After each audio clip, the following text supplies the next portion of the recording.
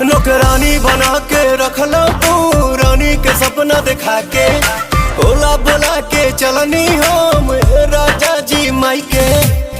पहले जे जनती चूल्हा चौकी करो बाई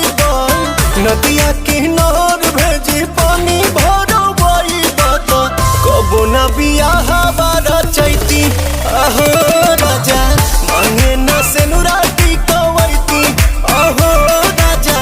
कबो न बियाह बारा चैती।